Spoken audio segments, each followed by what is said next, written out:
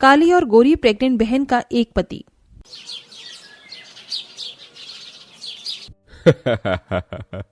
अरे यार, मोए मोए के ट्रेंड ने तो मुझे पागल कर दिया। कुछ भी गलत होता है तो मेरे मुंह से निकल जाता है। कल मेरा बॉस गिर गया तो मेरे मुंह से निकल गया मोए मोए मोए मोए, लेकिन बच गया। सेम पापा, यही हाल मेरा भी है। मैं भी बहुत मोए मोए बोलती हूँ। मेरी तो समझ नहीं आ रहा तुम लोग क्या बातें कर रहे हो। सब सर के ऊपर से जा रहा है। कोई बात नहीं, अभी मेरी रानी बिटिया चाय लेकर आ रही है। चाय पी लो, दिमाग चलने लगेगा। कीर्ति बेटी बहुत बढ़िया चाय बनाती है। ज्यादा पक्ष मत लो इसका, वरना। अच्छा ठीक है बाबा, लो आ गई मेरी बेटी। चाय ले लो, चाय, गरम गरम चाय ले लो। माँ पिताजी लीजिए। शेफाली लो। अरे मुझे कोई चाय वगैरह नहीं पीनी है। चाय को पीकर काले हो जाते हैं। तो मुझे काली करना चाहती है? खुद तो काली है, लेकिन ध्यान से देख मुझे, मैं बहुत गोरी हूँ। सही है तो चाय ही बनाकर रेलवे स्टेशन पर बेचा कर, बहुत अच्छी लगेगी। शेफाली, तो मुझे ऐसे क्यों बोले जा रही है? मैंने तुझे चाय ही तो दी थी। हाँ, तो आंखों में आंसू क्या टपका रही है? विक्टिम बना रही है अपने आप को इनके सामने। और गलत ही क्या कहा है? बिल्कुल सही कहा मेरी शेफाली ने। तू है एक नंबर की कल्लू। बस करो तुम दोनों, चढ़ क्यों जाते हो मेरी बेटी पर बार बार? उसे भी बराबर का प्यार किया करो। निर्मला, मैंने रोहिणी के जाने के बाद तुमसे इसीलिए शादी की थी कि तुम कीर्ति को माँ का प्यार दो। अजी जरूर, ये तो एक नंबर की सौतेली। और ओहो, ये मेरे मुंह से क्या निकल गया?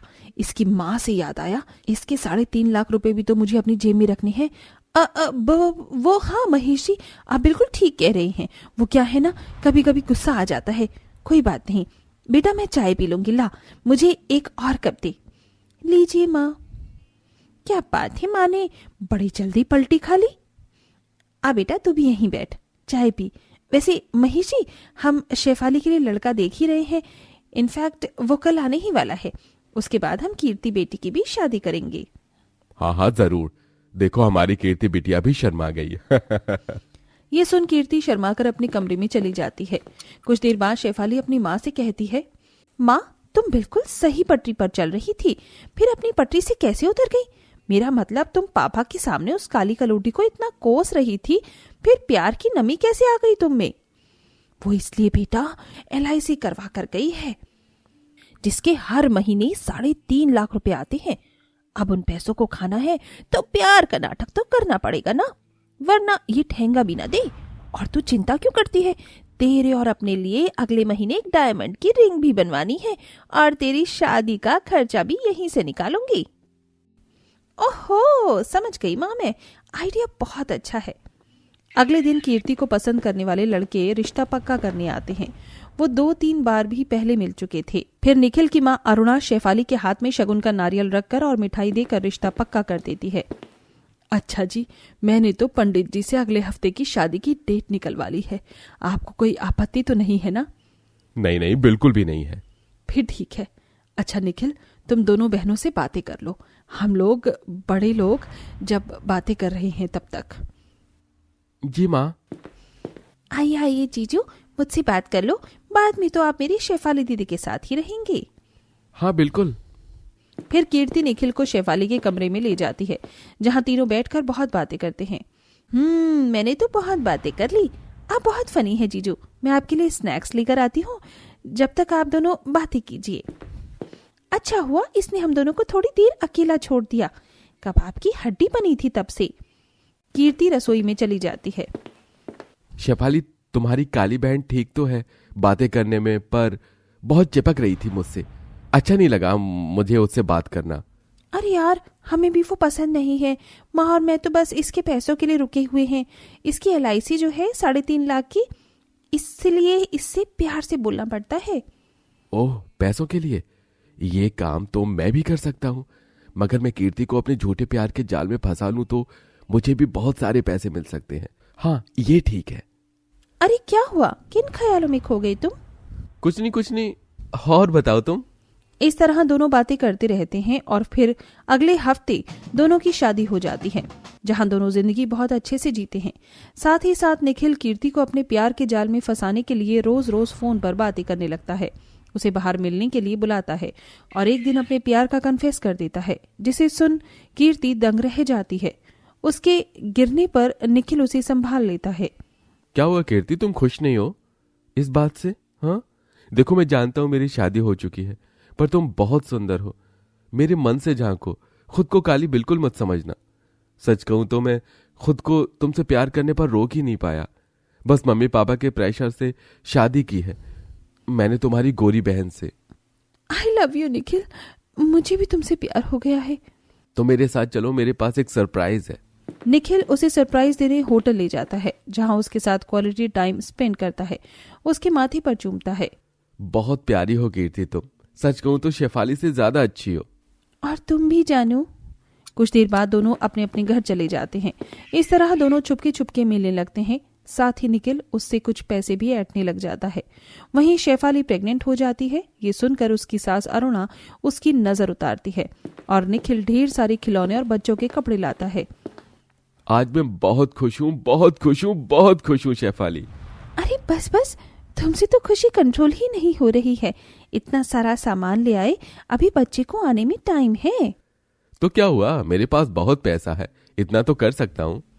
वहीं दूसरी तरफ कीर्ति घर के काम करते करते उल्टी कर रही थी तो कभी बेहोश हो रही थी। अपनी दवाई लेने पर वो डॉक्टर के पास जाती है, जहां उसका चेकअप करने में उसकी प्रेगनेंसी रिपोर्ट सामने आती है। हे भगवान, मैंने तो इस बात पर ध्यान ही नहीं दिया। अब मैं प्रेग्नेंट हूँ, ये बात घर में किसी को पता चल गई तो क्या होगा। लेकिन निखिल जरूर खुश हो जाएंगे। मैं उन्हें बताती हूँ और मुझे अपना ख्याल भी रखना होगा। 2 महीने की प्रेगनेंसी है मेरी। कीर्ति फोन करके निखिल को बुलाती है और सब कुछ बताती है। वॉट, ये क्या कह रही हो? वो पैसों के चक्कर में अब मुझे इसका काला बच्चा भी पालना पड़ेगा। अगर अबॉर्शन कराया तो उसमें मेरा नाम पता चल जाएगा। कुछ और करना होगा। हाँ, शादी।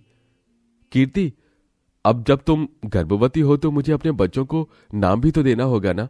एक ही रास्ता है, तुम सब अपना घर बार सब कुछ छोड़कर मेरे पास आ जाओ। वैसे भी तुम्हारी सौतेली मां तुम्हें प्यार नहीं करती, ये तो मैं जानता ही हूँ। सच? क्या फिर उसके बाद हम साथ रहेंगे? हाँ बिल्कुल, तुम्हारे पास पैसे तो है ही, एक नया घर ले लेंगे। ठीक है निखिल। फिर निखिल मंदिर में जाकर कीर्ति से शादी कर लेता है। अगले दिन कीर्ति अपने घर वालों से लड़ झगड़ कर निखिल के पास आती है।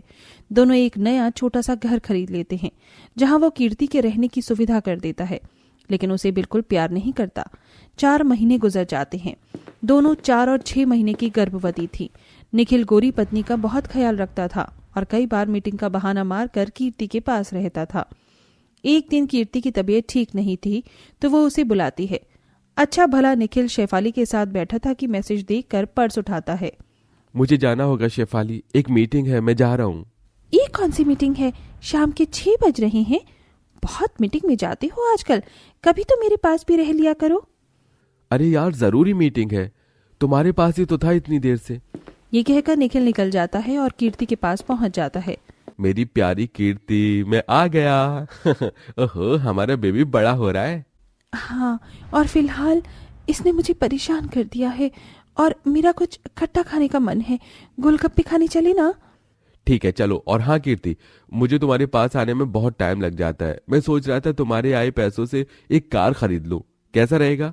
हाँ निखिल, ले लो, आखिर मेरे पैसे भी तो तुम्हारे ही हैं। वाह, क्या चाले चल रहा हूं मैं।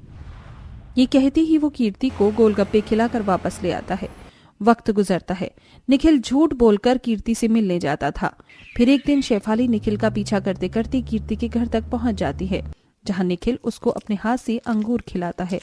व्हाट द हेल निखिल, तो ये है तुम्हारी मीटिंग और काली बिल्ली तुम दोनों का चक्कर चल रहा है, इसीलिए कीर्ति तूने घर छोड़ दिया था। ये भी प्रेग्नेंट है? शेफाली, वो मैं तुम देखो, तुम जो समझ रही हो वो गलत है। मैं तुम्हारी काली बहन से प्यार नहीं करता, बस पैसों के लिए ही था। निखिल, ये तुम क्या बोल रहे हो? तुमने तो कहा था कि तुम मुझसे प्यार करते हो, ना कि मेरी बहन से। तुम्हारी मजबूरी में शादी हुई है। व्हाट निखिल, तुमने कीर्ति से ये सब कहा? तुम गोरे रंग की वजह से मेरे साथ रहे और पैसों के लिए इसके साथ? तुमने हम दोनों बहनों के साथ बहुत गलत किया। अब मैं तुम जैसे घटिया लड़के के साथ नहीं रहूंगी। आई डिवोर्स यू। और मैं भी। माफ कर दे बहन, इसकी बातों में आकर मैंने तेरे साथ गलती कर दी, मैं चली जाऊंगी यहाँ से दूर। नहीं नहीं, दोनों ऐसे मुझे छोड़कर मत जाओ। दोनों उसे छोड़कर हमेशा हमेशा के लिए चली जाती हैं।